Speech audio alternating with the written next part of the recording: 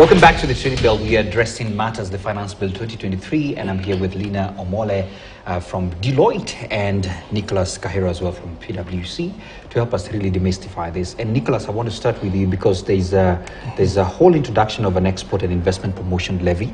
And I want to understand from your end on this particular specified imports. Does it have, what are your thoughts around it, or what is the net effect of what we're seeing there?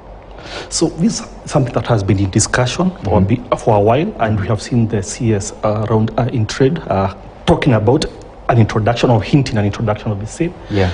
And I think the issue is they want to protect our local manufacturing sector, especially where they are saying that there's a lot of competition, especially from cheap imports that are coming in. That are coming in. Now they're trying to protect it. I think it's a thought that ideally should have come after government has explored other measures in terms of enabling the business environment in Kenya, also making it cheap to do manufacturing in Kenya, like look at the cost of power, look at the cost of labor, before now tackling to bring in a new levy. Because what you are doing, especially if you find some of the items are being subjected to that levy, like clinker, do we have enough production in Kenya? Are we there now punishing the local cement manufacturers who are importing the clinker? It means that now you're hurting their business if we don't have enough. First, let us build the capacity in the Kenyan manufacturing, make us competitive. Once you are competitive, now you can bring in the other measures trying to secure or protect our local manufacturing. I think that's the fair enough. Anyway, and I think on a private call with Kenya Association of Manufacturers, they talked about looking at how we can be more global competitive, but probably reducing the cost of productions here locally as well. And I think I love that. Let me come to you, Lina. And when I read this, I thought it was probably a typo or something of that sort, because increasing the rate of petroleum products from 8% to 16%, I feel like this is just a time bomb. I mean, we did away with subsidies, and then we were like, okay, fine. Now we're saying we double the tax.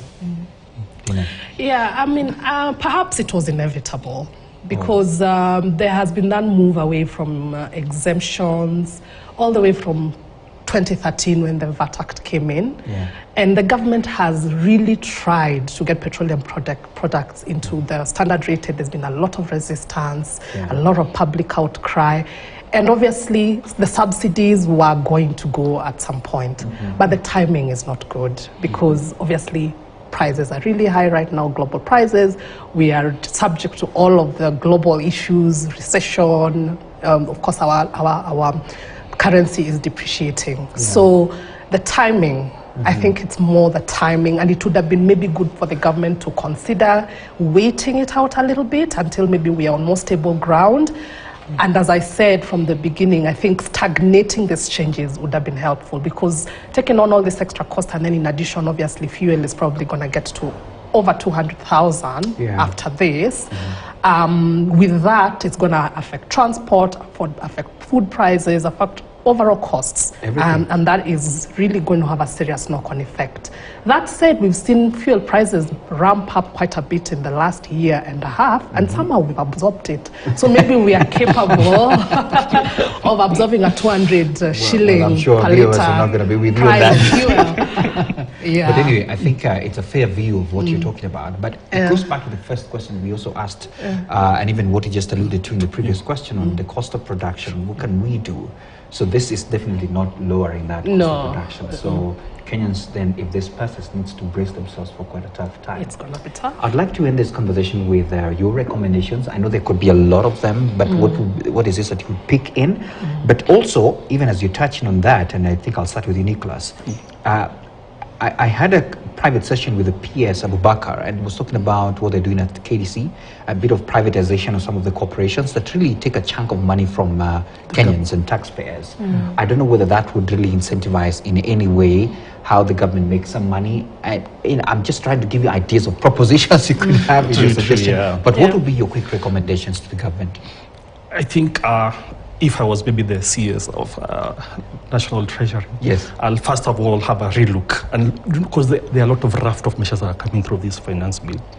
And you look at the cost implications of not even the cost, how much revenue are we getting from this? Yeah. If you find that we are not getting significant revenues or revenue mobilization on a single piece of legislation, let's scrap it. Let's look at the major revenue drivers and focus on them rather than us passing like 84 or so tax measures. Absolutely. It's quite punitive for the taxpayer. I think for the second thing, alluding to what Lina has mentioned, let's stagger it. Let's not bring it at once. Remember, right now we are facing issues around cost of inflation, it's hitting the taxpayers. We're looking at also, if you look at the finance cost, it's also creeping up because of the increase in the interest rates. Now you're adding more taxes. It's punishing the businesses, punishing the taxpayer. We need to at least stagger some of these things rather than bring them all at once. And then finally, maybe picking up from your discussion about privatization. I think as much as the government is trying to mobilize revenue, I think that's one area they can also get a lot of revenues and reduce some of these tax measures in terms of trying to privatize the profitable businesses that are under the government. Or issue shares that are already listed, you can put them on the secondary market. And that will have a two-pronged effect. It will increase activities in the NSE, which could also spur the business environment in Kenya, as well as the government is able to take up a huge chunk of these revenues and use them in maybe debt servicing. Absolutely. Lina, and I think as you're addressing your propositions as well, I'd like you to also touch on wastages. We wasted a lot of money. Last I checked, the previous president said it's to the excess of about 600 billion. But go ahead. Yeah, I mean, I completely agree with Nicholas. But from a narrow tax perspective, one solution is a national tax policy. Because it brings much needed stability. And we know what to expect. And I think for businesses, that's half of the solution. If I know what the government is thinking, that already helps me to plan. So I would propose that the Treasury completes the journey on the national tax policy, which has already gone quite a long way. And I think the other thing I would propose is also for Parliament and of course the Treasury to take public opinion seriously. We do give our views. We have seen some of them absorbed in this bill, such as the interest restriction, the export of services, which is great. But I think the rate of absorption of public participation is still low. But that is where you really get to know what Kenyans are asking for. And government is not the only player in the economy.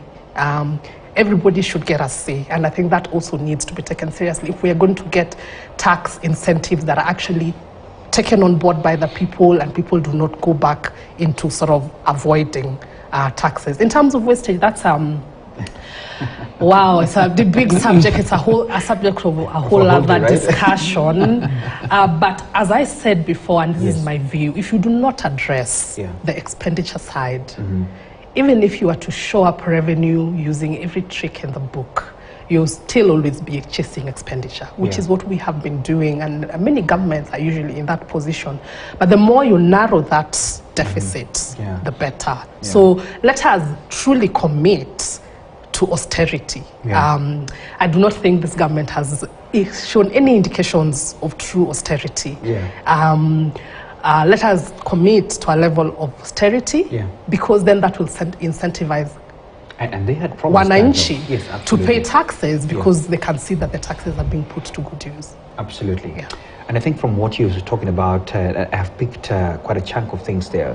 One, we must as well create that environment of trust that even if we agree to do all this, it's not going to be wastage, and what you have promised you will deliver.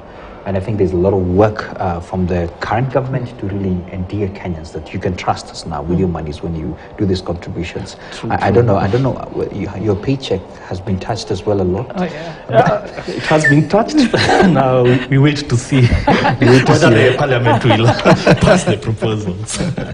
All right, there you have it, our viewers. Thank you so much. And this was purely with a bias towards what businesses have to know, have to do, and have to propose. And we want to appreciate Lina, Omole, and Nicholas for your time as well. And I know there's a lot of things that you can do and even read through the finance bill. And please give your propositions. They have asked for them. And it is important as well to participate as your right as well in this particular conversation. One of the ways as well, if you have a contact of the Member of Parliament that you have, call them and give them your views, because you don't want to start a business and just end it out, as we normally say, in your 4th birthday. In fact, they say that, you know, businesses don't last to their 4th birthdays. So we don't want to have that happening.